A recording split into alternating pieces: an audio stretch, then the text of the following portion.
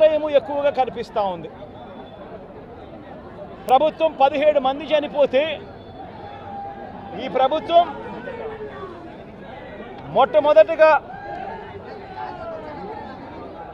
సాయంత్రం 4 గంటలకు హోంమంత్రి వచ్చి ప్రెస్ మీట్ను అడ్రస్ చేస్తూ తాను మాట్లాడినప్పుడు కూడా సహాయానికి సంబంధించి పర్యవేక్షించడానికి తాను అనకాపల్లికి వెళ్తున్నాను అన్న మాటలు వాళ్ళ నోట్లో నుంచి రాలేదు. మరో గంట తర్వాత అంటే సాయంత్రం 5 గంటల ఆ ప్రాంతంలో కార్మిక శాఖ మంత్రి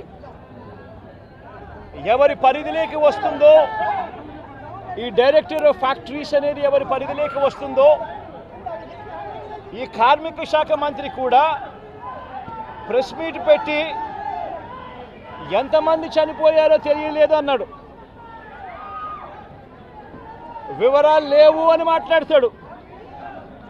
తాను కూడా హుటాహుటిన అక్కడికి వెళ్ళాలి అనే తాపత్రయం కూడా చూపించడు. ఘటన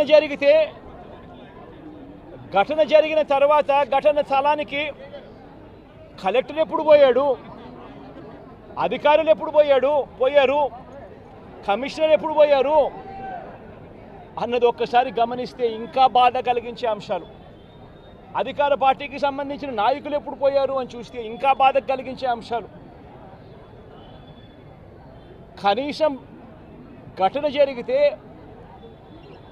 కనీసం అంబులెన్స్ను కూడా కనీసం మొబిలైజ్ చేసి ఆ ప్రాంతానికి తీసుకుని రాని పరిస్థితి. బాధితులు ఎవరైతే ఉన్నారో వాళ్ళందరినీ కూడా కంపెనీకి సంబంధించిన బస్సుల్లో తీసుకొస్తా ఉన్నారు, హాస్పిటల్లోకి తీసుకొని పోయే పరిస్థితి. నేను ఒకసారి తేడా గమనించమని అడుగుతా ఉన్నా. ఇలాంటి ఘటనే ఒకసారి మా ప్రభుత్వ హయాంలో కూడా జరిగింది. ఎల్జీ పాలిమర్స్ అనే ఘటన జరిగింది.